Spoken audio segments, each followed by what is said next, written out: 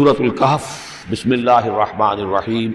الحمد للہ الذی انزل علی عبدہ الکتاب ولم یجعل لہ عوجا۔ یہ پوائنٹ میں نوٹ کرا چکا ہوں کہ آخری آیت کیا تھی؟ قل الحمد للہ، کہو قل حمد اللہ کے لیے ہے۔ یہ آخری آیت تھی سورہ بنی اسرائیل کی، اور سورہ کہف کی آیت شروع ہو رہی ہے الحمد للہ الذی، گویا کہ اس حکم کی تعمیل جو ہے اس سے آغاز ہو رہا ہے اس سورہ مبارکہ کا۔ اس کو میں نے کہا تھا یہ انٹر لاکڈ ہیں دونوں صورتیں جو ہیں، جیسے آتا ہے تورات میں کہ حضرت یعقوب اپنے بھائی عیسو کی ایڑیاں پکڑے ہوئے تولد ہوئے، یہ جڑواں پیدا ہوئے تو دو بھائی عیسو اور یعقوب۔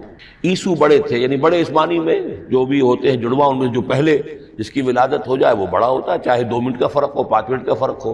تو اس کی ولادت کے بعد پھر حضرت یعقوب کو عقب کہتے پیچھے کو، پیچھے آنے والا یعقوب، اس لیے ان کا نام پڑ گیا ہے کہ یہ پچھلا ہے۔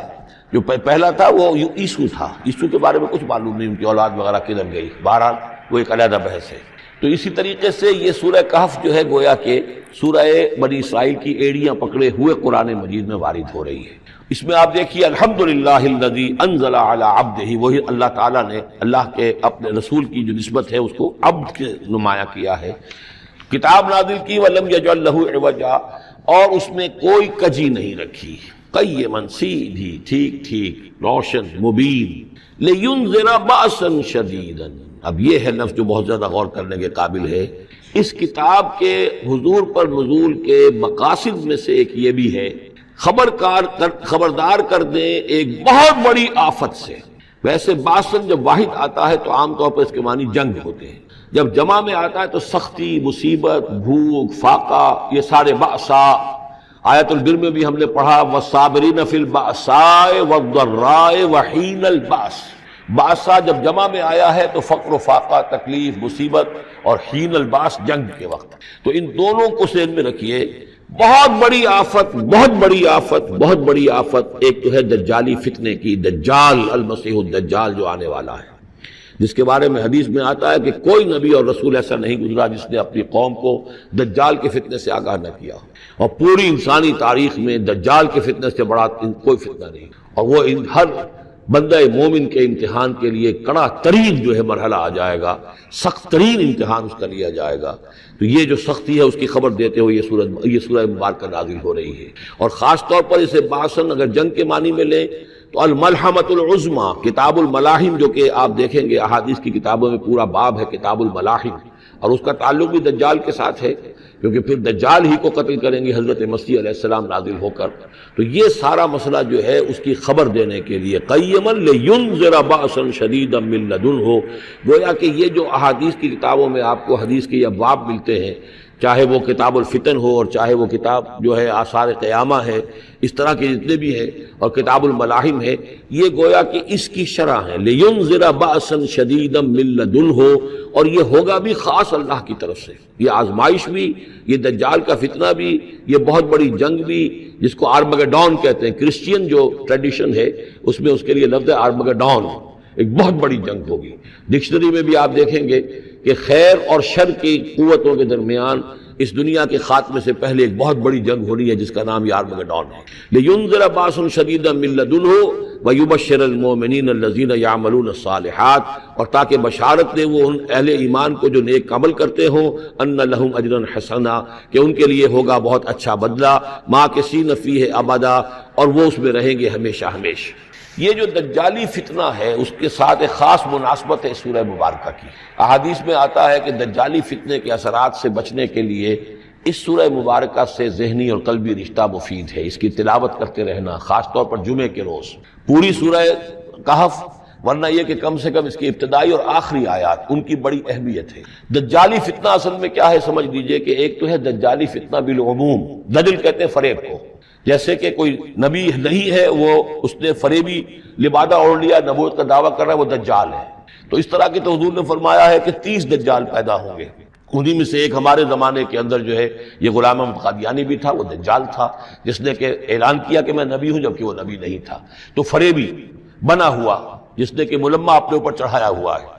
اسی طریقے سے دجالی فتنہ یہ جو ہے اس پوری دنیا میں اس وقت جو فتنہ ہے وہ یہ ہے کہ مادہ پرستی کا اتنا غلبہ ہو چکا ہے ذہنوں کے اوپر، افکار کے اوپر، لوگوں کے نظریات کے اوپر، لوگوں کے اخلاق کے اوپر، لوگوں کے اقدار جو ہیں، ویلیوز جو ہیں اس کے اوپر، کہ وہ آخرت کو بالکل بھول گئے، اللہ کو بھول گئے، اسباب کے اندر گم ہے، مسبب الاسباب سے ذہول ہو گیا، دنیا ہی دنیا ہے، آخرت کو بھولے ہوئے ہیں، مادہ ہی مادہ ہے، روح سے کوئی سروکار ہی نہیں۔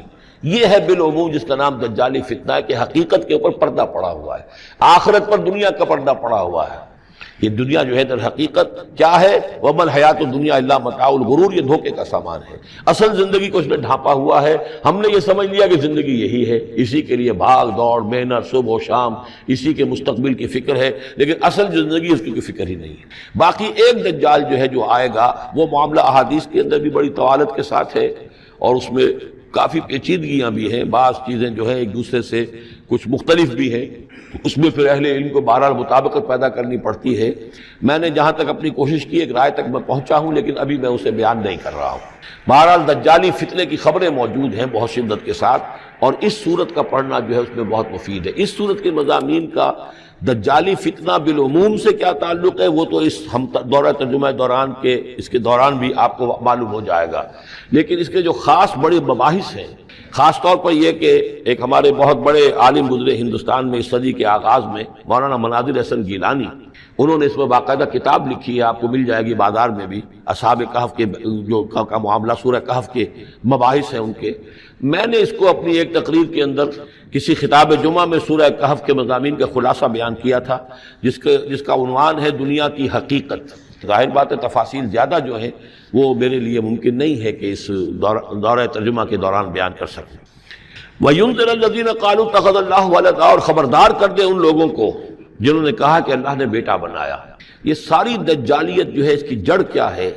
مسیحیت، جو موجودہ مسیحیت ہے، جو حقیقت میں مسیحیت نہیں ہے، پالزم ہے، جس کی بنیاد تثلیث پر ہے کہ اللہ کا بیٹا بنا دیا حضرت مسیح علیہ السلام کو، اور انہیں کفارہ بنا دیا تمام جو بھی مان لے ان کو ان کے گناہوں کا، پیش کی معافی ہے ان کے گناہوں کی جو حضرت مسیح پر ایمان لے آئے، اور نمبر 3 شریعت ساقط کر دی، اور نمبر 4 سارا اختیار جو ہے وہ پوپ کے ہاتھ میں دے دیا گیا کہ تم جو چاہو جس چیز کو چاہو حلال کرو، جس چیز کو چاہو حرام کر دو۔ ان چیزوں نے مل کر نفس مذہب کو اس قدر قابل نفرت شے بنا دیا کہ یورپ کے عوام کے اندر مذہب کے خلاف شدید نفرت پیدا ہو گئی۔ چنانچہ اس کے بعد جب مسلمانوں کے زیر اثر وہاں پر علم پھیلا ہے، ہسپانیہ کی یونیورسٹیوں سے علوم اور فنون جو ہیں، یہ فرانس اور اٹلی اور جرمنی کے نوجوان آتے تھے، اور وہاں آ کر وہ قرطبہ اور غرناطہ اور طلیطلہ کی یونیورسٹیوں سے پڑھ کر جاتے تھے، تو ان کے زیر اثر جو ایک ریفرمیشن شروع ہوئی، اصلاح مذہب، اور ایک رینائسنس، تحریک احیاء العلوم، وہ جو اصل تو تحریک تھی اس بات کی کہ انسان علم کی طرف دوبارہ رجوع کرے، لیکن یہ کہ وہ علم جب آگے بڑھا ہے تو وہاں پہ عیسائیت کے خلاف جو رد عمل تھا اس کی وجہ سے اس میں مذہب کی دشمنی جو ہے اس تحریک کے اندر خود بخود شامل ہو گئی۔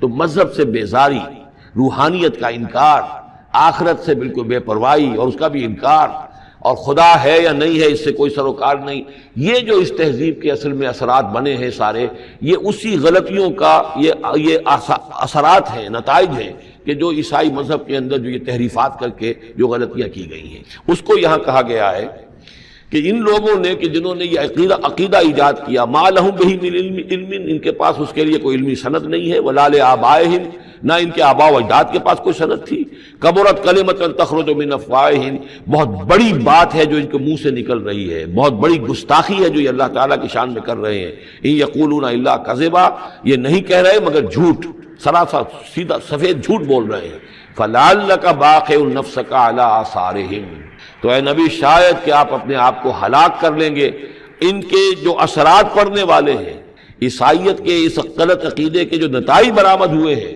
جب یہ نتائج ظاہر ہوں گے تو وہ اتنے سنگین ہوں گے، فلعلک باخع نفسک، کہ ان کے احساس سے اور ان کے ادراک سے شاید کہ آپ اپنے صدمے سے اپنے آپ کو ہلاک کر لیں، ان لم یؤمنوا بہذا الحدیث اسفا، اگر یہ لوگ اس حدیث پر، اس قرآن پر، یہ بات جو بتائی جا رہی اس پر ایمان نہ لائے، اس پر ایمان نہ لائے، اپنے اس غلط عقیدے پر قائم رہے، اس غلط مذہب کو انہوں نے برقرار رکھا، تو اس کا جو رد عمل ہوگا نوع انسانی پر، اور اس سے تاریخ انسانی اور انسانی ثقافت جس غلط رخ پر پڑے گی، جو دجالیت کا فتنہ اسے جنم لے گا، ان تمام چیزوں کے اثرات سے شاید آپ کو اتنا صدمہ ہو کہ فَلَعَلَّكَ بَاخِعٌ نَفْسَكَ عَلَىٰ آثَارِهِمْ إِن لَّمْ يُؤْمِنُوا بِهَٰذَا الْحَدِيثِ أَسَفًا إِنَّا جَعَلْنَا مَا عَلَى الْأَرْضِ زِينَةً لَّهَا، ہم نے زمین کے اوپر جو کچھ ہے اسے اس کا گہنا بنا دیا ہے، بناؤ سنگھار بنا دیا ہے، زینت بنا دیا ہے۔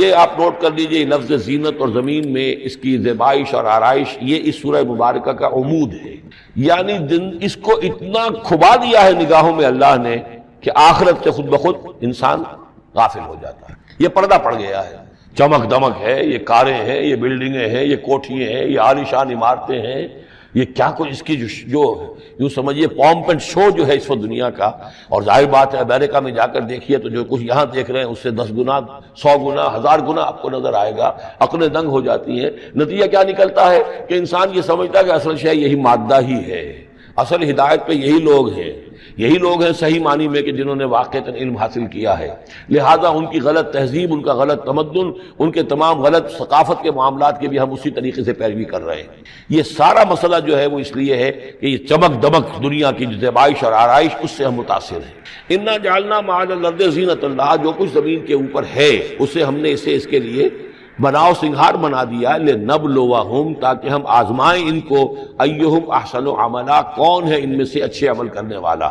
یعنی اب یوں دیکھیے وہ شعر جو ایک ہے، اگرچہ ذرا تھوڑا سا شان باری تعالیٰ کے اعتبار سے تو شاید اتنا مناسب نہ ہو، لیکن یہ کہ مفہوم کو ادا کرتا ہے کہ رخ روشن کے آگے شمع رکھ کر وہ یہ کہتے ہیں ادھر آتا ہے دیکھیں یا ادھر پروانہ جاتا ہے۔ ایک طرف ذات باری تعالیٰ ہے اور ایک طرف یہ دنیا ہے، اس کی چمک دمک ہے۔ اب یہ پروانہ جو ہے یہ انسان، اس کا امتحان ہے، آیا یہ اللہ اور آخرت کی طرف جا رہا ہے یا دنیا کی طرف اور دنیا کی زیبائش اور آرائش کی طرف جا رہا ہے۔ جو زیبائش اور آرائش کی طرف چلا گیا وہ گیا، وہ تباہ و برباد ہو گیا، فقط خسر خسرانا مبین۔ اور جس نے اس دنیا کی زیبائش اور آرائش اس سے منہ موڑ کر وہ جو حقیقت جو اصل حسن ازلی ہے اللہ تعالیٰ کا، اور اس کا جو جلال اور کمال ہے، اور جو آخرت کی نعمتیں ہیں ان کو اختیار کر لیا، وہ کامیاب ہو گیا۔ تو امتحان اتنا ہی ہے کہ رخ روشن کے آگے شمع رکھ کر وہ یہ کہتے ہیں ادھر جاتا ہے دیکھیں یا ادھر پروانہ آتا ہے۔ وَإِنَّا لَجَاعِلُونَ مَا عَلَيْهَا صَعِيدًا جُرُزًا، اور یہ کہ جو کچھ بھی اس پر ہے ہم ایک وقت آئے گا کہ اس کو بنا کر رکھ دیں گے جیسے کہ میدان جس میں سے کہ فصل کاٹ لی گئی ہو۔ جب قیامت ہوگی کیا ہوگا یہاں پر اسی زمین کو، نہ یہاں پہ کوئی وہ پہاڑ رہ جائیں گے کوٹ کوٹ کر چپٹی کر دی جائے گی، نہ یہ آپ کے پاس جو ہیں وہ اسکائی اسکریپرز رہ جائیں گے، نہ یہ اعلیٰ شان عمارتیں ہوں گی، کچھ نہیں ہوگا۔ یہ سب برابر ہوگا جیسے کہ کسی کھیت کے اندر فصل کاٹ دی جاتی ہے تو اب وہ پڑا ہوتا ہے ویران۔ وَإِنَّا لَجَاعِلُونَ مَا عَلَيْهَا صَعِيدًا جُرُزًا، ہم اسے کر کے چھوڑیں گے ایسا کھیت کہ جہاں پر چورا پڑا ہوا ہو، صرف بچا کھچا جو ہے وہ اس کا توڑی کا، اور کچھ نہ ہو۔ ام حسبت ان اصحاب الکہف والرقیم کانوا من آیاتنا عجبا، اب یہاں سے اصحاب کہف کی بات شروع ہو رہی ہے، کیونکہ پوچھوایا تھا یہودیوں نے اصحاب کہف کون تھے۔ کیا تم سمجھتے ہو کہ اصحاب الکہف والرقیم، رقیم جو ہے ان کی تختی تھی ایک جس کے اوپر ان کے حالات لکھ کر، جو ان کے ایک جو کہف تھی ان کی غار جو تھی اس کے اوپر لگا دی گئی تھی، تو انہیں اصحاب الکہف بھی کہتے ہیں، اصحاب الرقیم بھی کہتے ہیں، یہ دونوں انہیں ایک ہی گروہ کے نام ہیں۔ کیا وہ تمہارے خیال میں ہماری بڑی عجیب آیات میں سے تھا؟ یعنی واقعتاً بات تو غیر معمولی تھی، لیکن حقیقت میں ہمارے ہاں تو ہماری تخلیق میں، ہماری صنائی میں اس سے ہزاروں گنا زیادہ عجیب باتیں ہوتی ہیں، ہمارے لیے تو وہ کچھ ہے ہی نہیں کسی بھی درجے میں، تم سمجھتے ہو کہ شاید وہ بہت بڑی بات ہے۔ یہ سابق کہف کا جو قصہ ہے، اب میں سمجھتا ہوں کہ پورے وثوق کے ساتھ ہم کہہ سکتے ہیں کہ یہ قصہ کیا تھا۔ دیکھیے جب حضرت مسیح علیہ السلام آئے ہیں تو یہ پورا علاقہ جو ہے فلسطین کا، اور یہاں پہ جو آپ نے تبلیغ کی ہے، تو یہ اس وقت رومن امپائر کا ایک حصہ تھا۔ اگرچہ مقامی طور پر ایک لوکل بادشاہ جو تھا یہودی وہاں پر حکومت کر رہا تھا، لیکن وہ پپٹ تھا، اصل میں تو حکومت جو تھی رومیوں کی، جو رومی تھے بت پرست۔ اور اس کے بعد چونکہ انہوں نے بغاوت کی، حضرت مسیح تو اٹھا لیے گئے سن 30 عیسوی کے آس پاس یا 33 عیسوی کے آس پاس، لیکن اس کے بعد جو ہے ان یہودیوں نے بغاوت کی رومیوں کے خلاف، جس کے نتیجے میں سن 70 عیسوی میں ٹائٹس رومی نے تو ان کی حکومت بھی ختم کی اور بیت المقدس کو برباد کیا، یروشلم کو تباہ کیا، 1,33,000 یہودیوں کو قتل کیا اور ان کو بھیج دیا، نکال دیا وہاں سے باہر۔ اس وقت کا معاملہ یہ ہے کہ اب کوئی اکے دکے جو بھی رہ جاتے تھے یہاں پر، کوئی یہودی یا عیسائی، یہودیوں کو تو نکال دیا، عیسائی رہ گئے، لیکن عیسائیوں پر بھی بہت ظلم ہوتا تھا۔ یہ موحد تھے، حضرت عیسیٰ کے ماننے والے، وہ بت پرست تھے۔ تو اس زمانے میں کہیں بادشاہ کوئی تھا، ڈیسیس یا دقیانوس جس کو کہتے ہیں، اس کے زمانے میں کچھ جو عیسائی تھے حضرت عیسیٰ پر ایمان رکھنے، آج کے عیسائیوں پر قیاس نہ کیجیے، جو نصارہ تھے حضرت عیسیٰ کو ماننے والے جو موحدین تھے، ان میں سے کچھ نوجوانوں کی پیشی ہوئی بادشاہ کے دربار میں۔ انہوں نے کہا کہ تم اپنے نئے دین سے اگر باز نہیں آؤ گے، اتنے دن کی مہلت تمہیں دی جا رہی ہے تو تمہیں سولی چڑھا دیا جائے گا، بس مہلت دی جا رہی ہے، جاؤ غور کر لو، سوچو۔ ان لوگوں نے آ کر سوچا کہ اب نہ تو ہمارے لیے یہ ممکن ہے کہ ہم مقابلہ کر سکیں، چلو کسی غار میں چھپ جاتے ہیں، دیکھیں اللہ تعالیٰ کیا کرتا ہے ہمارے لیے۔ وہ ایک غار میں جا کر چھپے ہیں، اور غار میں جا کر چھپے ہیں تو اللہ نے انہیں وہاں پر سلا دیا، موت تاری نہیں کہ سلا دیا۔ اللہ کروٹ بھی بدلواتا رہا، ان کے لیے سارا کچھ بندوبست کیا، اللہ کی قدرت میں تھا۔ حضرت عزیر کو 100 برس کے لیے مار دیا تھا، موت کے بعد ان کو دوبارہ زندہ کر دیا۔ لیکن یہ کہ ان کا معاملہ یہ ہے کہ ان کو وہاں پر جو ہے تقریباً 300 برس یہ وہاں پر پڑے رہے اس غار کے اندر۔ غار کی شکل کچھ خاص ایسی تھی کہ ادھر آنا جانا لوگوں کا تھا ہی نہیں، اور یہ ہے جو موجودہ ترکی کے علاقے میں شہر ایفسس ہے، اس کے آس پاس ہیں اس طرح کے غار، جیسے ایجنٹا کے غار ہندوستان کے مشہور ہیں، ایسے ہی وہاں بھی غاروں کا سلسلہ ہے، اور ہیں بھی وہ ایسے کہ ان کے دہانے جو ہیں وہ ہیں شمال کی جانب، تو دھوپ ان میں براہ راست نہیں جاتی، صرف یہ کہ ریفلیکٹڈ لائٹ تو آتی ہے لیکن یہ کہ براہ راست دھوپ نہیں جاتی، تو ایک طرح کا اندھیرا سا اس کے اندر، ٹوائی لائٹ جسے آپ کہہ لیں، وہ رہتا ہے سارا دن۔ وہاں پر یہ 300 برس تک سوتے رہے۔ اس 300 برس کے عرصے میں یہ ہوا کہ رومن امپائر جو ہے اس نے خود عیسائیت اختیار کر لی۔ 300 عیسوی کے اندر کانسٹنٹائن جو تھا ایمپرر، وہ عیسائی ہو گیا، اب پوری امپائر جو عیسائی ہو گئی۔ اب اس کے زمانے میں اس کے بعد تھیوڈوسیس ہے ایک، 446 عیسوی میں یہ تھا، اس کے زمانے میں اللہ تعالیٰ نے ان لوگوں کو جگایا 300 برس کے بعد۔ اب یہ سمجھ رہے ہیں کہ وہی زمانہ ہے، وہی کفار کی حکومت ہے، وہی مشرکین ہے۔ اب انہوں نے ڈرتے ڈرتے اپنے کسی ایک آدمی سے کہا بھائی جاؤ یہ لے کے سکہ لے کر جاؤ چاندی کا، کچھ نہ کچھ کھانے پینے کے لیے لے کر آؤ، دیکھنا لیکن اس طرح ہو کہ ہمارا پتہ نہ چل جائے کہ ہم یہاں چھپے ہوئے ہیں۔ وہاں جو گئے انہوں نے وہ سکہ جو پیش کیا، اور کہا یہ سکہ تمہارے پاس کہاں سے آیا؟ یہ تو بہت پرانا سکہ ہے، تو 400 سال پرانا، 300 سال پرانا سکہ کہاں سے لے آئے تمہیں کوئی خزانہ ملا ہے؟ بہرحال اس حوالے سے اب وہ جو ہے وہ پکڑے گئے، ان کی حالت جو ہے وہ جو بات سامنے آ گئی، لیکن جب بات سامنے آ گئی تو اب ان کا بہت وہ عزت کی گئی، اس لیے کہ اب تو جو ان کا مذہب تھا در حقیقت پوری مملکت کا مذہب وہی ہو چکا تھا، تو صورتحال تو تبدیل ہو چکی ہے۔ پھر یہ کہ اس کے بعد تفصیل معلوم نہیں ہے کہ غالباً وہ جا کر اپنی اسی غار میں وہ سو گئے ہیں، یا دوبارہ اللہ نے ان پر وہیں پر موت طاری کر دی ہے، اس کا دروازہ بند کر کے اور اس پر ایک تختی لگا دی گئی ہے۔ یہ اصحاب کہف ہے۔ گبن کی جو ہے decline and fall of Roman empire, اس میں بھی یہ 7 سلیپرز، 7 سونے والے، ان کی کہانی موجود ہے۔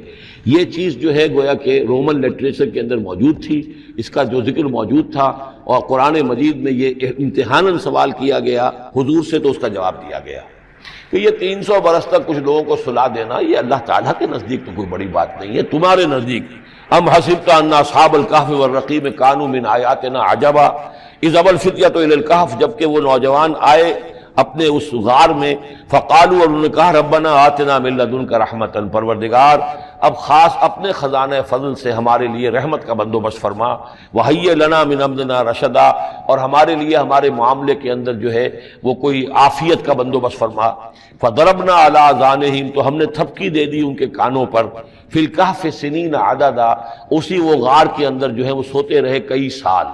ابھی یہاں اس بات کو نہیں چھیڑا کتنے سال، سنین عددا، متعدد سال وہ سوتے رہے۔ ثم بعثناہم، پھر ہم نے انہیں اٹھایا، لنعلم ای الحزبین احصیٰ لما لبثوا امدا، تاکہ ہم دیکھیں کہ 2 گروہوں میں سے کس کو صحیح معلوم ہے کہ کتنے عرصے وہ وہاں رہے تھے۔ اس کا ذکر آگے آ جائے گا 2 گروہوں سے مراد کیا ہے۔ اور تیسری اہم ترین آیات کیا ہے؟ آیات قرآنیہ۔ ان تینوں میں گہرا ربط ہے، آیات آفاقی، آیات انفسی، آیات قرآنی۔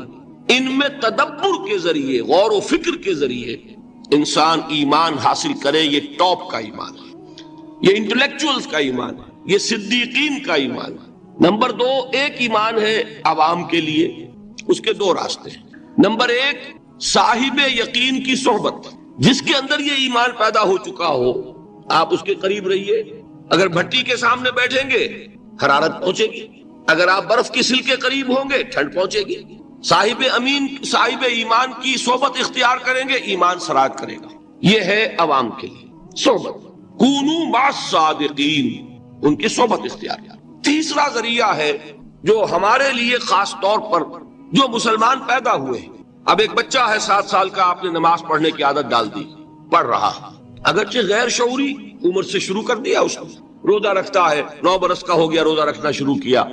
یہ اعمال جو ہیں ان سے بھی ایک یقین پیدا ہوتا ہے، جیسے یقین سے عمل پیدا ہوتا ہے ایسے ہی عمل سے بھی یقین پیدا ہوتا ہے۔ جب مداومت کرتے رہیں گے اس پر تو اس سے بھی ایک یقین کی کیفیت انسان میں پیدا ہو جاتی ہے۔ سورہ حجرات میں جو بحث آئی ہے اس کے آخر میں یہی ہے کہ اے نبی یہ بدو جو دعوے دار ہے ایمان کے، یہ آپ پر احسان دھر رہے ہیں، یمنون علیک ان اسلموا قل لا تمنوا علی اسلامکم بل اللہ یمن علیکم ان ہداکم للایمان ان کنتم صادقین۔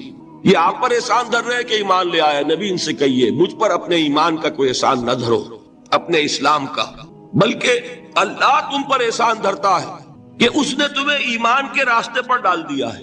جب اسلام پر آ گئے ہو تو عمل کرتے رہو گے، ان تطیعوا اللہ ورسولہ، اگر عمل کرتے رہو گے تو اس عمل کے ذریعے سے بھی تمہارے اندر ایمان پیدا ہو جائے گا۔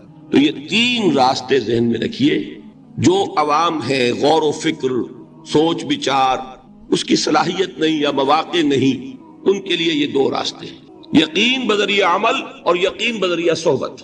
یہاں سے اٹھا رہے ہیں لوگوں کو، بار بار یہیں آ جاتے ہیں، لیکن ان کو دقت ہوتی، یہاں پہ کوئی صاحب پہلے سے روک دیا کرے نا جو بعد میں گڑبڑ ہوتی ہے۔ تو ایک ایمان ہے انٹلیکچوئلز کا، صدیقین کا، جن کو قرآن کہتا ہے اولو الالباب الذین یعقلون ان فی خلق السماوات والارض واختلاف اللیل والنہار لآیات لأولی الالباب، ہوش مندوں کے لیے، عقل مندوں کے لیے، غور و فکر کرنے والوں کے لیے، اصحاب دانش و بینش کے لیے ہماری کائنات میں ہماری نشانیاں ہیں، غور کرو اور ہمیں پہچانو، خود اپنے اندر جھانکو اور ہمیں پہچانو، اور ہماری یہ آیات جو ہیں ہمارے کلام کی، اس کی آیات جو ہیں ان میں وہ ایمان رچا بسا ہوا ہے، ان پر غور کرو، غوطہ زنی کرو، قرآن میں ہو غوطہ زن ہے مرد مسلمان۔ یہ ہے ٹاپ کا ایمان، یہ ہے اصل وہ ایمان کہ جو مطلوب ہے۔ اب باقی حضرات جو ہیں ان کے قریب رہیں گے، ایمان حاصل کر لیں گے، اور جو اعمال اللہ نے بتائے ہیں ان پر عمل کرتے رہیں گے، ایمان حاصل۔ اب دوسری بات کی طرف آئیے، نفاق سے کیسے بچا جائے، اس کے لیے بھی 3 عمل ہیں۔ پہلی چیز، اور 2 چیزیں تو وہ ہیں کہ جو سورہ منافقون ہی کے دوسرے رکوع میں بیان ہوگی۔ پریونشن کیسے ہوگی، بچو گے کیسے؟ دوام ذکر، اللہ کو یاد رکھو، یا ایھا الذین آمنوا لا تلہکم اموالکم ولا اولادکم عن ذکر اللہ ومن یفعل ذلک فاولئک هم الخاسرون۔ دل کو غفلت میں مت آنے دو، دل غافل ہوگا شیطان کا ڈیرا بن جائے گا۔ وہ دوام ذکر میں، البتہ یہ ذہن میں رکھیے کہ دوام ذکر کا ذریعہ کیا ہے، اس میں مغالتے ہیں لوگوں کو، جو سب سے بڑا ذکر ہے اس کو بھولے ہوئے ہیں، اور جو تیسرے چوتھے نمبر کا ذکر ہے اس کو سمجھ بیٹھے ہیں کہ بس یہی ذکر ہے۔ سب سے بڑا ذکر، مجسم ذکر قرآن ہے۔ الذکر انا نحن نزلنا الذکر وانا له لحافظون۔ وہ الذکر کون سا ہے؟ قرآن۔ اسی کو فرمایا، میں نے وہ آیت سنائی تھی کہ لوگ تنزیہ کہتے تھے، یا ایھا الذی نزل علیہ الذکر انک لمجنون، حضور سے مخاطب ہو کر کہتے ہیں فلاں جس کے اوپر کے اس کے خیال کے مطابق ذکر نازل ہوا ہے، ہم تو تمہیں پاگل سمجھتے ہیں۔ وہاں بھی لفظ کیا ہے؟ الذکر۔ تو معلوم کیا ہوا؟ انا انزلنا الیک الذکر لتبین للناس ما نزل الیہم، یہ الذکر ہے۔ تو اس سے بڑا ذکر کوئی نہیں۔ تلاوت قرآن، تدبر قرآن، غور و فکر قرآن کا، قرآن کو یاد کرنا۔ اس پر میرا کتاب چاہے مسلمانوں پر قرآن مجید کے حقوق، اب تو یہاں شاید کوئی کتاب موجود نہیں رہی ہے، بہرحال اگر آپ کو ضرورت ہوتی ہے پاکستان سے منگا لیتے ہیں، ہر شے پڑھیے، انشاءاللہ آ جائے گی چیز۔ نمبر 2 ذکر کیا ہے؟ اقیم الصلاۃ لذکری، نماز کو قائم کرو میری یاد کے لیے۔ یہ ذریعہ ذکر میں، وہ تو ہے ہی مجسم ذکر، اور یہ ذریعہ ذکر میں سب سے اہم ہے۔ یہ عملی ذکر بھی ہو رہا ہے اور قولی بھی ہو رہا ہے۔ سورہ فاتحہ پڑھی آپ نے، قرآن شریف کی کچھ آیات پڑھی، پھر رکوع کیا۔ یہ رکوع جو ہے یہ آپ کا عملی ذکر ہے کہ آپ نے اپنے وجود سے اللہ کی عظمت کو تسلیم کیا، پھر آپ سجدے میں گرے، یہ آپ کا عملی ذکر ہے کہ اپنے وجود سے آپ نے اللہ کی عظمت کو اور تسلیم کیا۔ تیسری چیز ہے مسنون دعائیں اور مسنون اذکار، جو حضور سے ثابت۔ ہمارے ہاں کیا ہو گیا، مجھے فلاں بزرگ نے یہ چیز بتائی ہے، وہ تو پڑھتے چلے جا رہے ہیں، نہ قرآن سے دلچسپی، نہ اذکار مسنونہ سے دلچسپی، ادعیہ معصورہ۔ آپ غور کریں گے کہ زندگی کے ہر عمل کے لیے حضور کی دعا موجود ہے۔ صبح اٹھے دعا ہے، آنکھ کھلتے ہی بیت الخلاء میں داخل ہونے لگے دعا ہے، نکلے دعا ہے، وضو کرنے بیٹھے دعا ہے، فارغ ہوئے دعا ہے، مسجد کے لیے گھر سے نکلے دعا ہے، مسجد میں داخل ہوئے دعا ہے، مسجد میں تو ہے ہی ذکر، نماز ہے، تلاوت ہے، باہر نکلے دعا ہے، گھر میں داخل ہونے لگے پھر دعا ہے، سواری پر سوار ہو رہے ہیں دعا ہے، اتر رہے ہیں دعا ہے، شیشہ دیکھ رہے ہیں دعا ہے، کپڑے پہن رہے ہیں دعا۔ زندگی کا کوئی عمل نہیں یہاں تک کہ جو تعلق زن و شو ہے، جس کو کہ خالص حیوانی بات سمجھا جائے گا، اس کے لیے بھی دعا ہے۔ غفلت میں وہ کام بھی نہیں کرتا، سمجھ رہے ہیں آپ؟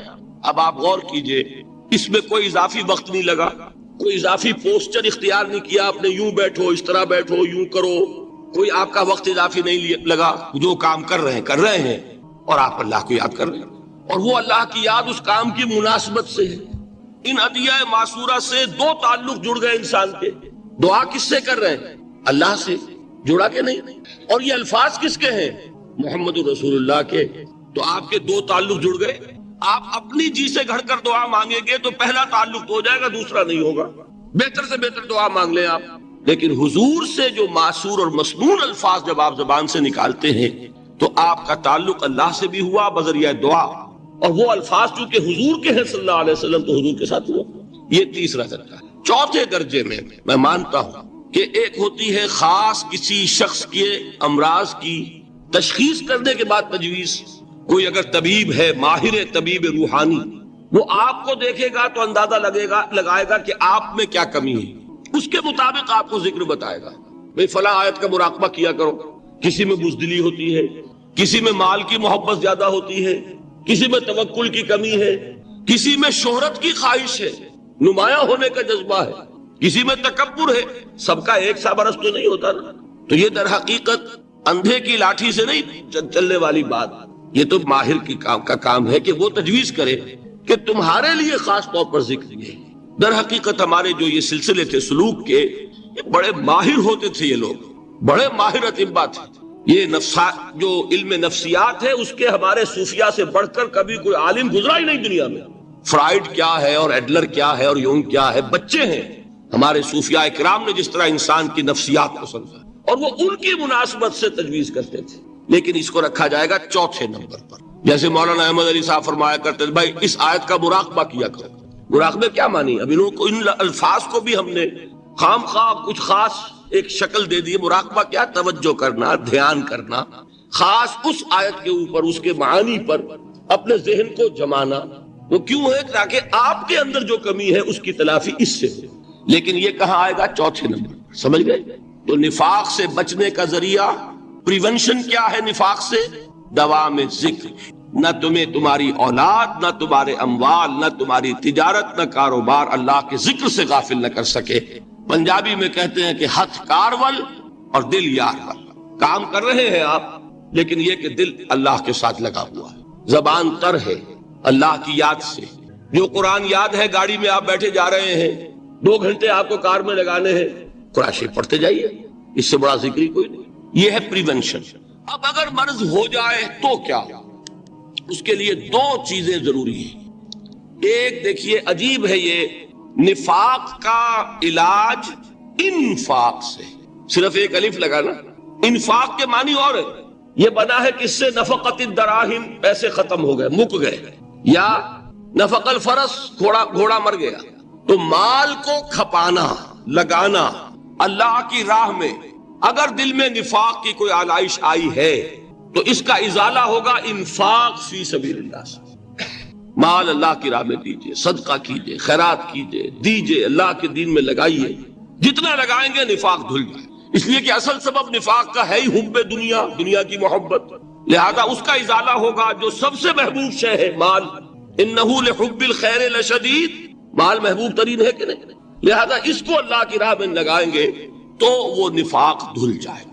اور ایک اور چیز ہے جو بہت اہم ہے، بہت ہی شعوری طور پر اس کا اہتمام کیجئے۔ جس وقت دین کے کسی فرض کی انسان کو سمجھ آ جائے، اس کا شعور پیدا ہو جائے، پھر ڈیلے نہ ہو۔ ذرا سا ڈیلے جو ہے اس پر عمل کرنے میں یہ در حقیقت نفاق کو جڑ پکڑنے کا موقع دینا ہے. Immediate action. ایک بات سمجھ میں آ گئی، فوراً عمل. اس میں شیطان کیا کرتا ہے، ذرا ٹھہر جاؤ، ابھی دیکھو یہ فرض ہے، یہ ذمہ داریاں ہیں، یہ کرنا ہے، وہ پھر لگا دینا اپنے آپ کو. بہت سے لوگ کہتے ہیں بس یہ ریٹائرمنٹ کے بعد تو سارا میں دین کے لیے وقف کر دوں گا. اول تو خدا کے بندے تمہارے اندر رہ کیا جائے گا ریٹائرمنٹ کے بعد؟ سارا تو کھپ چکو گے، رہ کیا جائے گا؟ دوسرے یہ کہ یہ بھی جان لیجئے کہ کار دنیا کسے تمام نہ کر. ریٹائرمنٹ کے بعد کون فارغ ہو جاتا ہے؟ بیٹوں بیٹیوں سے فارغ ہوئے تو پوتے پوتیاں موجود ہیں، نواسے نواسیاں موجود ہیں. کبھی بھی وہ بوجھ ختم نہیں ہوتا زندگی کا. وہ تو یہ کہ آج بات سمجھ میں آئی ہے تو آج عمل ہونا چاہیے. قرآن مجید میں سورہ انعام میں بڑی شدید وعید آئی ہے. الفاظ ہیں یہ وَنُقَلِّبُ أَفْئِدَتَهُمْ وَأَبْصَارَهُمْ كَمَا لَمْ يُؤْمِنُوا بِهِ أَوَّلَ مَرَّةٍ. انسان پر ایک حقیقت کا انکشاف ہوا کہ یہ بات حق ہے، فوراً تسلیم کرے. کسی مصلحت کی وجہ سے، کسی بزدلی کی وجہ سے، کسی لالچ کی وجہ سے، کسی اپنی سیادت یا قیادت کی وجہ سے کیسے مان لوں؟ لوگ کہیں گے کہ یہ نیچے ہو گیا، وہ اونچا ہو گیا جس کی بات مانی. کسی وجہ سے رک گئے تو اللہ تعالیٰ اندر سے وہ جو استعداد ہے حق کو پہچاننے کی وہ سلب کر لیتا ہے. وَنُقَلِّبُ أَفْئِدَتَهُمْ وَأَبْصَارَهُمْ. ہم الٹ دیں گے ان کے دلوں کو بھی اور ان کی آنکھوں کو بھی. کیوں؟ كَمَا لَمْ يُؤْمِنُوا بِهِ أَوَّلَ مَرَّةٍ. اس لیے کہ وہ پہلی مرتبہ جب انکشاف حق ہوا ہے وہ ایمان نہیں لایا. اس کا میں ایک واقعہ آپ کو سنانا چاہتا ہوں کہ کس طرح صحابہ کرام پر بھی وقتی طور پر یہ واقعہ اگر صحابہ کرام کا نہ ہوتا تو یہ حقائق سمجھ میں نہ آتے. غزوہ تبوک کے موقع پر یہ میں جملہ انکمپلیٹ رہ گیا، ضعف ایمان کا حملہ ہو جاتا تھا، نفاق کا نہیں معاذ اللہ. لیکن ضعف ایمانی کی اگلی منزل شروع ہو جاتی ہے نا، نفاق. جہاں جھوٹ بولنا شروع کیا نفاق، جھوٹی قسمیں کھانی شروع کی سیکنڈ سٹیج، اور جہاں مومنین صادقین سے بغض اور عداوت پیدا ہو گیا وہ تھرڈ سٹیج. تو وہ ضعف ایمان کا کیسے ہوتا ہے یہ حضرت کعب ابن مالک نے بڑی تفصیل سے بیان کیا ہے. غزوہ تبوک کے موقع پر جہاں منافقین نے آ کر جھوٹے بہانے بنائے، جھوٹی قسمیں کھائیں اور حضور سے ایگزمپشن لے لی، چھٹی لے لی، رخصت لے لی، وہاں 3 ایسے صحابہ بھی تھے جو مومن صادق تھے، لیکن وقتی طور پر شیطان نے انہیں ورغلایا. کیسے ورغلایا وہ سمجھ لیجیے. کعب ابن مالک نے تفصیل سے بیان کیا ہے، اور میرے نزدیک یہ جہاں تک میرا مطالعہ ہے طویل ترین حدیث ہے، بخاری اور مسلم میں بھی موجود ہے. حضور جب واپس آئے ہیں اور اب آپ نے ایک ایک کو بلایا. جن لوگوں نے تو پہلے جھوٹی قسمیں کھا لی تھی ان کو تو بلانے کی ضرورت نہیں تھی، لیکن کچھ لوگ ایسے بھی تھے کہ جنہوں نے ایگزمپشن بھی نہیں لی تھی اور گئے بھی نہیں تھے. اب ان کو آپ نے ایک ایک کر کے پیشی ہوئی. آپ کیوں نہیں گئے تھے؟ تو اب جو منافقین تھے ان میں سے انہوں نے اس موقع پہ جھوٹی قسمیں کھا لی. خدا کی قسم حضور ہم تو بالکل تیار تھے، پوری میں نے تیاری بھی کر لی تھی، پورا ارادہ تھا، یہ وقتی طور پر یہ مصیبت مجھ پر آ پڑی. جس نے قسم کھائی انہوں نے کہا اچھا ٹھیک ہے جائیے. کعب ابن مالک کی باری آئی تو ان کے الفاظ اپنے یہ کہ جب میں پیش ہوا تو حضور کے چہرے مبارک پر ایک غصے والی مسکراہٹ تھی. زہر خند کہتے ہیں، ایک مسکراہٹ ہے لیکن غصے کے ساتھ، غضبناک. آپ فرمائیے آپ کیوں نہیں گئے؟ حضرت کعب یہ فرماتے ہیں کہ میں نے عرض کیا کہ حضور زبان میرے پاس بھی ہے، جھوٹ میں بھی بول سکتا ہوں، لیکن جھوٹ بول کر میں اس وقت آپ کی ناراضگی سے تو بچ جاؤں گا لیکن اللہ کے پکڑ سے نہیں بچ سکوں گا. میں اعتراف کرتا ہوں کہ جتنا صحت مند میں اس زمانے میں تھا کبھی نہیں تھا، جتنا فارغ البال اس وقت تھا کہ میرے پاس ساز و سامان موجود تھا راستے کے لیے، اتنا میں کبھی نہیں تھا. لیکن ہوا کیا؟ ہوا یہ کہ مجھے میرے نفس نے، شیطان نے پٹی پڑھائی. وہ پٹی کیا پڑھائی کہ حضور تو 30,000 کے لشکر کے ساتھ چلیں گے تو لشکر تو سلولی موو کرے گا نا، تمہارے پاس بڑی تکڑی، بڑی توانا صحت مند اونٹنی ہے، تم ذرا 2 دن بعد چلنا تیزی کے ساتھ اور حضور سے مل جانا. بس یہ تاخیر کارواں. تو انہیں خیال آیا کہ ابھی 2 دن گھر کی ٹھنڈی چھاؤں ہے، میں یہاں پہ جو آرام ہے وہ کر لوں. مجھے جگر کا شعر یاد آیا ہے کہ تپتی راہیں مجھ کو پکاریں، دامن پکڑے چھاؤں گھنیری. ایک طرف فرض کی پکار ہے، اس میں تو ظاہر بات ہے کہ وہ تپتی راہیں ہیں. لا تنفروا فی الحر سنا چکا ہوں آیت. یہاں گھر میں نخلستان میں کھجوروں کی چھاؤں میں اہل و عیال میں یہ ٹھنڈی چھاؤں جو ہے یہ پکڑ رہی ہے. بھائی 2 دن ٹھہر کے چلے جانا، ٹھیک ہے، کوئی نیت میں خرابی نہیں نا. اس کے بعد پھر جب ابھی 2 دن اور ٹھہر جاؤ، یہ تو بڑا لمبا سفر ہے، ذرا تیز اور دوڑ لینا. تو فرماتے ہیں کہ حضور میں اسی طریقے سے تاخیر و تعویق میں پڑا رہا، یہاں تک کہ ایک روز اچانک مجھ پر یہ چیز منکشف ہوئی کہ تو میں چاہے کتنا بھی تیز چل لوں میں آپ سے نہیں مل سکتا، میرے اعصاب ڈھیلے ہو گئے، اس طرح میں محروم رہا۔ آپ نے سنا ہوگا حضور نے سورہ رحمان کے بارے میں فرمایا ہے، سورۃ الرحمان عروس القرآن، یہ سورہ رحمان جو ہے یہ قرآن کی دلہن ہے۔ جیسے دلہن کو آپ خوشنما لباس پہناتے ہیں، آراستہ پیراستہ اس کو گہنے اور اس کو زیور پہناتے ہیں، تو جس طریقے سے سجاتے ہیں آپ دلہن کو، اللہ تعالیٰ نے ایک سورت قرآن مجید میں ایسی رکھی ہے سورہ رحمان، کہ اسے خوب سجایا ہے۔ اس میں الفاظ کا در و بست، اس کا اپنا ایک ڈیوائن میوزک ہے۔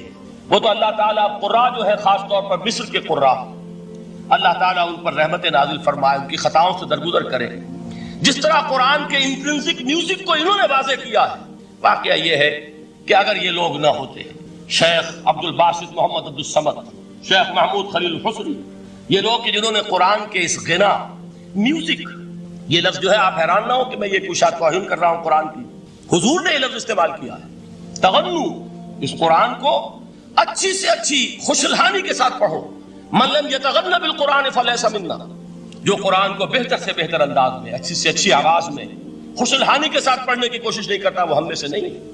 بلکہ ایک مرتبہ حضور رات کے وقت آپ گشت پر تھے اپنے ساتھیوں کے حالات معلوم کرنے کے لیے۔ حضرت ابو موسیٰ اشعری رضی اللہ تعالیٰ عنہ ایک صحابی ہیں، ان کے گھر کے پاس سے گزر ہوا، وہ رات کو تہجد پڑھ رہے تھے، کھڑے ہوئے کیف کے عالم میں قرآن تلاوت کر رہے ہیں۔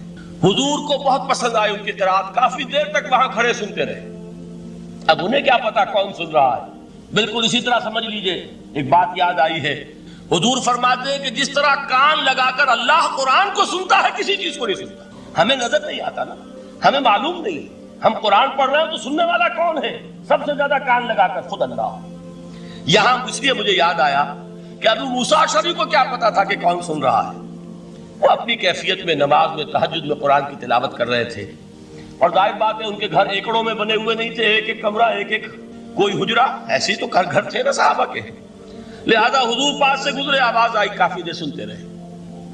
اس کے بعد آپ تشریف لے گئے، صبح فجر میں ملاقات ہوئی تو حضور نے تحسین کے انداز میں فرمایا، یا ابا موسیٰ انک قد اوتیت مزمارا من مزامیر آل داؤد، اے ابو موسیٰ تمہیں تو آل داؤد کے سازوں میں سے ایک ساز اللہ نے عطا فرما دیا ہے۔ جس طرح حضرت داؤد لہن داؤدی مشہور ہے کہ جب وہ پچھلے پہر رات کو حمد کے ترانے الاپتے تھے، قرآن میں ہے کہ پرندے شامل ہو جاتے تھے ساتھ، اور پہاڑ وجد میں آتے تھے، پہاڑ بھی ان کے ساتھ شریک ہوتے تھے۔ تو جس طرح کا اللہ نے ان کو لہن عطا فرمایا تھا، حضور نے تحسین کے انداز میں فرمایا ہے ابو موسیٰ اشعری، اللہ نے تمہیں بھی آل داؤد کے سازوں میں سے ایک ساز عطا فرمایا ہے۔ بہرحال قرآن مجید کا جو یہ میوزک ہے، قرآن کے الفاظ کا جو حسن ہے، جہاں تک حسن معنوی ہے وہ تو ہر لفظ میں ہے، لیکن یہ حسن ظاہری، حسن صوتی، حسن لفظی، یہ اپنے کلائمیکس پر آپ کو نظر آئے گا سورہ رحمان میں۔ لیکن قرآن میں یہ سورت اس اعتبار سے بھی ممتاز ہے، اس کی 4 آیات پر ذرا توجہ کریں گے، عجیب حقائق سامنے آئیں گے۔ جہاں یہ قرآن مجید کے حسن صوت اور حسن لفظی کی معراج ہے، وہیں اس کی پہلی 4 آیات میں 4 چوٹی کی چیزوں کا ذکر ہے، سب سے اونچی چیز ہے۔ پہلی آیت کیا ہے؟ الرحمن، ایک آیت ہو گئی۔ رحمان کیا ہے؟ اللہ کا نام ہے۔ کبھی آپ نے غور کیا اللہ کے ناموں میں سب سے پیارا نام کون سا ہوگا؟ رحمان۔ کیوں؟ اس کا مادہ کیا ہے؟ رحمت۔ ہمیں سب سے بڑھ کر جس چیز کی ضرورت ہے وہ کیا ہے؟ رحمت خداوندی۔ نام اچھی طرح سن لیجئے اس حضور کے قول کو۔ حضور فرماتے کوئی شخص جنت میں مجرد اپنے عمل کی بنیاد پر داخل نہیں ہو سکے گا جب تک کہ رحمت خداوندی دستگیری نہ کرے۔ کسی صحابی نے بڑی ہمت اور جرأت کا ثبوت دیا کہ پوچھ لیا، کیا حضور آپ بھی؟ جب آپ نے فرمایا کوئی شخص داخل نہیں ہو سکتا جنت میں محض اپنے عمل کی بنیاد پر جب تک کہ رحمت خداوندی جو ہے وہ دستگیری نہ فرمائے۔ پوچھا گیا کیا آپ بھی؟ آپ نے فرمایا ہاں میں بھی۔ آپ انداز کیجئے کہ اگر محمد الرسول اللہ بھی رحمت خداوندی کے ضرورت مند ہوں تو تاب دیگرا چے رسد، ہماری تو سب سے بڑی ضرورت رحمت خداوندی ہے۔ اب یہ رحمت جو ہے قرآن مجید میں اللہ تعالیٰ کی یہ شان 2 الفاظ کے ذریعے سے آتی ہے، رحیم اور رحمان، اور کوئی مادہ نہیں ہے جس سے 2 نام بنتے ہوں اللہ کے۔ سورۃ الضحیٰ کا اس کا جو شان نزول ہے وہ یہ ہے کہ کچھ دنوں کے لیے، ایک تو بالکل شروع میں جو رک گئی تھی فترت وحی، اس کے علاوہ پھر ایک موقع آیا ہے کہ کچھ عرصے کے لیے بہت دن گزر گئے تو جبرائیل نہیں آیا، اور آپ کے اوپر ایک شدید قسم کی جو ہے وہ پریشانی طاری ہو گئی۔ کچھ لوگوں نے بھی تانا دینا شروع کر دیا، کچھ عرصے سے محمد تم نے کوئی نئی وحی نہیں سنائی، کیا ہوا تمہارا شیطان کیا چلا گیا بس؟ کوئی ایسا بھی بتایا گیا کہ ایک دفعہ کئی راتوں تک آپ رات کو اٹھے نہیں، تو کہا وہ تمہارا شیطان تمہیں چھوڑ گیا ہے؟ کوئی ساتھ کے رہنے والی عورت جو تھی کہ رات میں نے سنی نہیں تمہاری کوئی پڑھنے کی جو تم پڑھا کرتے تھے، کہ شاید شیطان تمہیں چھوڑ گیا ہے۔ خود آپ کو جس قدر ایک اشتیاق رہتا تھا کہ وہی آئے اور آپ کی وہ روح کو جو ہے مزید اور غذا اور تر و تازگی جو ہے وہ مسلسل ملتی رہے، اس کی وجہ سے یہاں تک آتا ہے کہ حضور فرماتے ہیں کہ اس درجے میں رنج اور غم میں تھا کہ میں سوچتا بربنائے طب بشری، اس درجے حضور کے اوپر جو ہے یہ شاخ گزر رہا تھا کہ وہی کیسے بند ہو گئی، اور اس میں یہ بھی تھا کہ اللہ ناراض تو نہیں ہو گیا، کیا مجھ سے کوئی خطا تو ایسی نہیں ہو گئی، یہ سبب کیا ہوا ہے؟ یہ ہے وہ کیفیت کہ جس کے اندر یہ آیتیں نازل ہو رہی ہیں۔ اور اب آپ اس کو سمجھ لیجئے کہ اس کا نفسیاتی اور انسان کی باطنی کیفیات کے ساتھ کیا تعلق ہے۔ انسان پر دو طرح کی کیفیات طاری ہوتی رہتی ہیں، جیسے میں نے پہلے ایک دفعہ آپ کو بتایا صدیق اور شہید کے درمیان جو فرق ہے بنیادی، کہ کچھ بنیادی طور پر لوگ ایکسٹروورٹس ہوتے ہیں، کچھ بنیادی طور پر انٹروورٹس ہوتے ہیں۔ ایکسٹروورٹس کھیل کود بھاگ دوڑ، لوگوں سے ملنا جلنا، گفتگو ہے، اسے دھکا دے دیا، اس سے مذاق کر لیا، اسی میں وہ خوش رہتے ہیں، بڑے مگن رہتے ہیں، تنہائی انہیں کاٹ کھانے کو دوڑتی ہے۔ اور ایک انٹروورٹس ہوتے ہیں کہ وہ مجلس وغیرہ کو نہیں ہوتے، اپنے تنہائی میں کہیں بیٹھے ہیں، غور و فکر کر رہے ہیں، سوچ بچار کر رہے ہیں، انہیں وہ مجلس سے زیادہ اپنا گوشہ تنہائی جو ہے وہ زیادہ عزیز ہوتا ہے۔ تو یہ دو مزاج اللہ نے بنائے ہیں۔ اسی طرح ہر انسان کے اوپر آلٹرنیٹلی کچھ کیفیات آتی ہیں جس کو ہم کہتے ہیں میرا موڈ آف ہے، ایک طرح کا قبض سا ہو جاتا ہے، طبیعت میں بندش سی ہوتی ہے، کسی وقت اسی شخص کے اندر پھر انشراح سا ہو جاتا ہے، پھر ہنسنے بولنے کو جی چاہتا ہے، گفتگو کرنے کو جی چاہتا ہے۔ تو یہ کیفیت جب انسان کی روحانی زندگی سے متعلق ہو جائے تو اس کو پھر صوفیہ نے نام دیا قبض اور بسط۔ کبھی طبیعت میں انشراح ہے، انبساط ہے، طبیعت جو ہے وہ آبادہ ہے، ہر چیز میں روشنی کا پہلو آدمی دیکھ رہا ہے، ہر چیز کے اندر آپ کو معلوم ہے ایک تاریک رخ بھی ہوتا ہے کسی معاملے کا اور روشن رخ بھی ہوتا ہے، اس وقت انسان روشن رخ کو دیکھتا ہے۔ اور ایک وقت میں آتا ہے کہ طبیعت میں بندش سی لگ گئی ہے، جیسے اندر کوئی پکڑ لیا کسی نے، اب طبیعت جو ہے وہ بھی اپنے اندر وہ انقباض محسوس کر رہی ہے، اور پھر آدمی پیسیمسٹک ہو جاتا ہے، نا امید سا ہوتا ہے، پھر اسے ہر معاملے کا تاریک پہلو زیادہ نظر آنے لگتا ہے۔ تو یہ قبض اور بسط کی کیفیات ہیں۔ جب کبھی قبض کی کیفیت ہو، قاضی ثناء اللہ پانی پتی رحمۃ اللہ علیہ نے تفسیر مظہری میں لکھا ہے کہ قبض کی کیفیت میں اس صورت کا پڑھنا تریاق ہے، جس طرح حضور صلی اللہ علیہ وسلم کے لیے گویا کہ اس وقت جو وحی کا بند ہو جانا تھا وہ گویا کہ ایک طرح کے انقباض اور قبض کی کیفیت پیدا ہوئی تھی۔ اس میں اب اللہ تعالیٰ فرما رہے ہیں وَالضُّحَىٰ، قسم ہے دن کے دھوپ چڑھنے کے وقت کی، وَاللَّيْلِ إِذَا سَجَىٰ، اور قسم ہے رات کی جبکہ وہ چھا جائے یا ساکن ہو جائے، سجا کے دونوں معنی ہے سکون۔ اب دیکھیے ان دونوں کو کیوں لائے؟ اس لیے کہ صبح ہے، حرکت ہے، برکت ہے، چلنا ہے، دوڑنا ہے، ہر شخص جا رہا ہے، ادھر جا رہا ہے ادھر جا رہا ہے، رات کو سکون ہو گیا، تاریکی چھا گئی اور شور ہنگامہ ختم ہو گیا۔ لیکن یہ رات اور دن دونوں ضروری ہیں انسان کے یہاں کا نظام چلانے کے لیے۔ اگر رات ہی رات ہوتی تب بھی یہ دنیا نہ چلتی، اور دن ہی دن ہوتا تب بھی نہ چلتا، تو رات بھی ضروری ہے۔ اسی طریقے سے نفس انسانی کے لیے کبھی کبھی قبض کا وقفہ بھی ضروری ہے۔ آپ اسے یہ نہ سمجھیں کہ اللہ تعالیٰ ناراض ہو گیا، یہ بھی ہماری تربیت کا ایک یوں سمجھیے کہ جز ہے۔ مَا وَدَّعَكَ رَبُّكَ وَمَا قَلَىٰ، آپ کے رب نے آپ کو رخصت نہیں کیا ہے، نہ ہی وہ آپ سے ناراض ہوا ہے۔ وَلَلْآخِرَةُ خَيْرٌ لَكَ مِنَ الْأُولَىٰ، اور اس کے بعد جو وقت آئے گا اس قبض کے بعد وہ پہلی سے بھی بہتر ہوگا۔ اور میں حیران ہوتا ہوں کہ کیسے غالب نے وہ بات کہی ہے کہ جو بالکل ترجمانی ہے اس کی، رکتی ہے میری طبع تو ہوتی ہے رواں اور، یعنی یہ کہ جب میری طبیعت کے اوپر کبھی کبھی رکاوٹ سی آ جاتی ہے، اب شعر جو ہے اچھے نازل نہیں ہو رہے، لیکن جب وہ رکاوٹ سے میں نکلتا ہوں، اس قبض سے نکلتا ہوں، رکتی ہے میری طبع تو ہوتی ہے رواں اور، اس لیے کہ اس قبض کے بعد جب مرحلہ آتا ہے انبساط کا اور انشراح کا تو وہ ایک قدم آگے ہوتا ہے، آدمی اس پہلی کیفیت سے ایک درجہ جو ہے اس کا بڑھ چکا ہوتا ہے۔ وَلَلْآخِرَةُ خَيْرٌ لَكَ مِنَ الْأُولَىٰ، یقیناً پچھلی ہر گھڑی، ہر ساعت اور ہر قبض کے بعد آنے والا انبساط آپ کے لیے پہلے سے اونچا درجہ لے کر آئے گا۔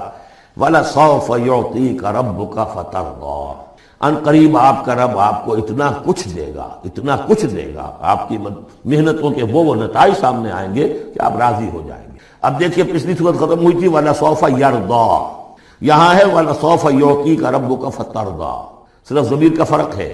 چونکہ صدیق پر وحی نہیں آتی، براہ راست خطاب نہیں کیا جا سکتا، وہاں وہ صیغہ جو ہے وہ غائب کا ہے، وَلَا سَوْفَ يَرْضَىٰ، اور چونکہ نبی وہ ہے جس پر وحی آ رہی ہے، براہ راست مخاطب ہے، تو فَلَسَوْفَ يُعْطِيكَ رَبُّكَ فَتَرْضَىٰ، آپ کا رب اتنا کچھ دے گا کہ آپ راضی ہو جائیں گے۔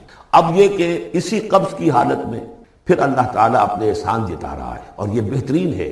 کبھی طبیعت پر ڈپریشن ہو اس طرح کی اور قبض کی کیفیت ہو تو آدمی یاد کرے کس کس مرحلے پر اللہ نے میری دستگیری فرمائی، کن کن مراحل پر اللہ تعالیٰ نے مجھے مشکلات سے نکالا، اس سے وہ حوصلہ بڑھتا ہے۔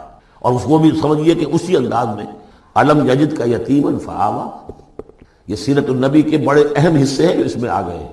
آپ کی پیدائش یتیمی ہوئے، پوسٹیومس چائلڈ، باپ تو پہلے ہی فوت ہو چکا، 6 سال کی عمر میں والدہ گئی، 8 سال کی عمر میں دادا گئے، اور وہ یعنی جو آپ نے دیکھا ہے ابتدائی زمانہ زندگی کا تو وہ یتیمی کا۔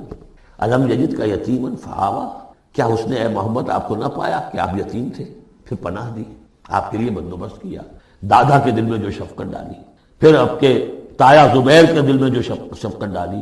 عبد المطلب کے بعد فوراً ابو طالب کا نام آتا ہے، حالانکہ یہ غلط ہے تاریخی اعتبار سے۔ عبد المطلب کے بعد کافی عرصے تک زبیر جو آپ کے تایا تھے وہ سرپرست تھے، پھر ان کے انتقال کے بعد ابو طالب کا معاملہ آیا، لیکن ان کو بیچ میں سے غائب کر دیا گیا۔ بہرحال اللہ تعالیٰ جو بھی کسی کے دل میں ڈالتا ہے، آخر ابو طالب کے دل میں محبت ڈالی تو کس نے ڈالی؟ وہ ہم پڑھ چکے ہیں سورہ طٰہٰ میں، وَأَلْقَيْتُ عَلَيْكَ مَحَبَّةً مِّنِّي، حضرت موسیٰ علیہ السلام کی موہنی صورت کے اوپر اللہ تعالیٰ فرماتے ہیں ہم نے اپنی محبت کا پرتو ڈال دیا کہ تمہیں دیکھنے کے بعد وہ قتل کرنے کے ارادے سے باز رہ گئے، ان کے ہاتھ شل ہو گئے، ایسی موہنی صورت اسے قتل کر لیں۔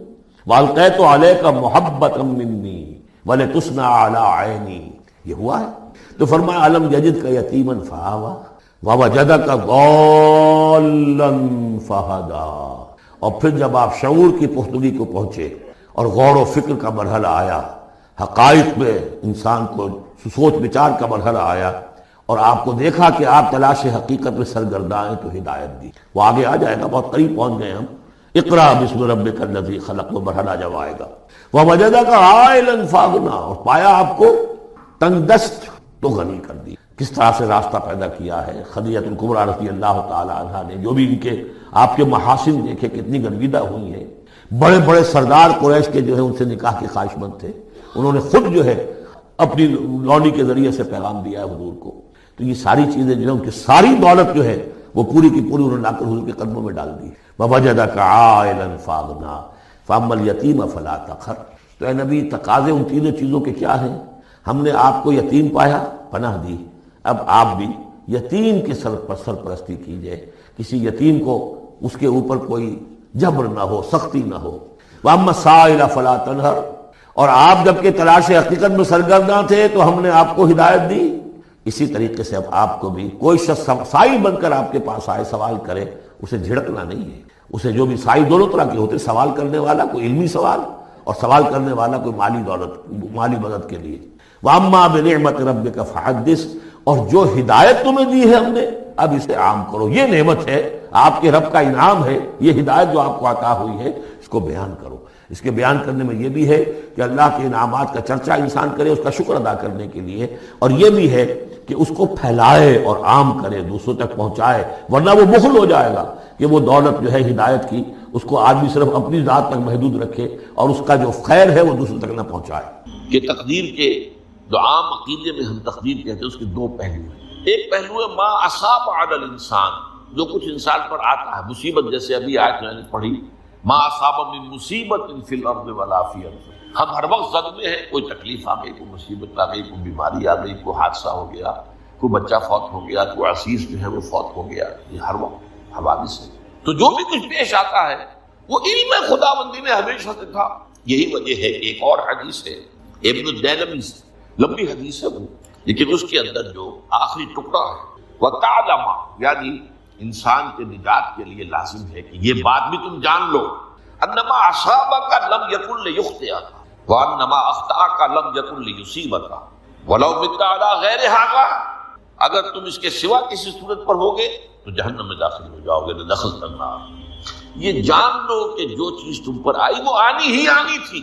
دیکھیے ہوتا کیا ہے، کاش کہ میں اگر یوں کر لیتا تو یہ نہ ہو، بس یہی ایمان بالقدر کے منافع۔ جو ہوا ہے وہ اللہ تعالیٰ کے ہاں تو پہلے سے طے تھا، ہونا ہی تھا، تمہاری کوئی تدبیر، کاش کہ میں اس وقت یہ کر دیں. یہ لا، اسی لیے ایک حدیث میں الفاظ آئے ہیں ان کلمۃ لا تفتح عمل الشیطان. اس لا سے، کاش، اس سے شیطانی عمل شروع ہو جاتا.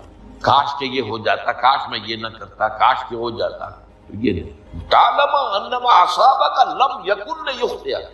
تو جان لے اس بات کو کہ جو چیز تم پر آئی ہے وہ ہرگز ٹلنے والی نہیں. کوئی تدبیر تم کر لیتے، کوئی کسی وقت کوئی ہیلا کر لیتے، کوئی تم قدم اٹھا لیتے، کچھ بھی کر لیتے، وہ تو آنی ہی آنی. وما انما اخطاک، جو چیز تم سے چھوٹ گئی، رہ گئی، نہیں ملی. ایک ویکینسی ایڈورٹائز ہوئی تھی، آپ نے بھی درخواست دی تھی، آپ کو نہیں ملی. اب آپ ہو کاش کہ میں نے فلاں سے سفارش کرا دی ہو، بس کر. تو جو چیز چھوٹ گئی وہ چھوٹ جانی ہی تھی. اس میں قطعاً جو ہے کوئی شکل، کوئی تدبیر، کوئی سفارش، کسی طرح کا کوئی بھی ہیلا، کوئی جو ہے اس پہ کام کر نہیں سکتا تھا. لم یکن لیصیبک وبت علی غیر ذلک، اگر تو اس کے سوا کسی کیفیت پر تیری موت واقع ہوئی، اگر یہ یقین نہیں ہے.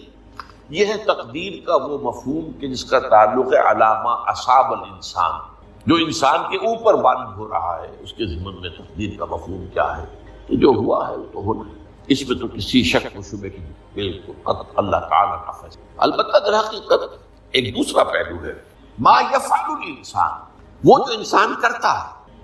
یہاں آ کر یہ تقدیر کا مسئلہ بہت ٹیڑھا. آیا میرے اندر کوئی اختیار بھی ہے کہ نہیں؟ Do I have any free choice? یہ ہر شخص پہلے سے طے ہے.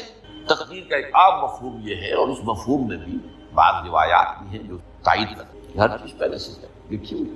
اور یہ جو حدیث ہم نے ابھی پڑھی ہے، یہ گویا کہ اس کی ایک مثال ہے کہ وہ جو لکھ دیا گیا تھا، فرشتے نے لکھ دیا تھا، رحم مادر میں لکھ دیا تھا، شقی و سعید، یہ بدبخت ہے یا سعادت مند ہے. تو ایک شخص پوری عمر نیکی کے کام کرتا رہا، آخری وقت میں آ کر کوئی ایسا حادثہ پیش آ گیا کہ وہ اہل جہنم کے سے کام شروع کر دیا اور جہنمی ہو گیا. یا ایک شخص ساری عمر جو ہے جہنمیوں کے سے کام کرتا رہا، آخری وقت میں آ کر کوئی ایسی توفیق ملی، کچھ ایسا معاملہ ہو گیا، توبہ کر لی، اس نے جو ہے اہل جنت کے سے اعمال شروع کر دی. تو یہ جو ہے علامہ اصابک کا علیحدہ بات ہے، اور علامہ یفعل الانسان، انسان کیا کرتا ہے، اس میں اس کی قدرت کتنی. اور یہ ہمارے ہاں فلسفے کا بڑا مشکل ہے، اسی کا نام ہے جبر و قدر. ہمارے اسلاف میں بھی کچھ لوگ ایسے ہیں متکلمین میں سے.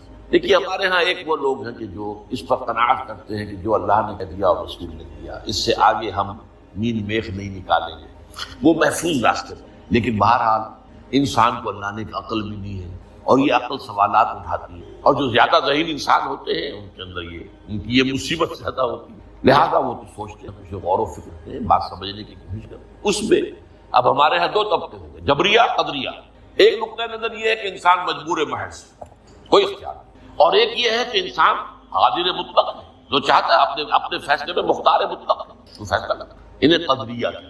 تو جبریہ اور قدریہ ان کی بحثیں ہمارے ہیں. یہ وہی تقدیر کا مسئلہ جو میں نے کہا تھا، بحثوں میں آ کر انہیں آج تک حل نہیں ہوا، حل ہو سکتا ہی نہیں. اب اس کے ضمن میں علامہ اقبال کا ایک شعر آپ کو سناتا ہوں، وہ بہت اچھا لگتا ہے، بہت خوبصورت لگتا ہے شعر ہونے کے اعتبار سے. تقدیر کے پابند جمادات و نباتات، مومن صرف اللہ کے احکام کا پابند. اس میں انسان سے پابندی کی نہیں، وہ صرف پابند ہے اللہ کے احکام کا. نتیجے کے اعتبار سے تو جو یہ شعر کہہ رہا ہے، جو بات وہ صحیح ہے، پابندی اصل جو ہے وہ اللہ کے احکام کی. لیکن یہ کہ تقدیر کی پابندی سے انسان بھی پوری طرح آزاد نہیں. یہ سمجھ لینا کہ یہ جمادات و نباتات ہی کا معاملہ، یہ غلط، یہ مبالغہ ہے. ظاہر بات ہے کہ شاعر جو ہے، شاعر مبالغے سے بچ نہیں سکتا، چاہے وہ علامہ اقبال ہو، کوئی بھی.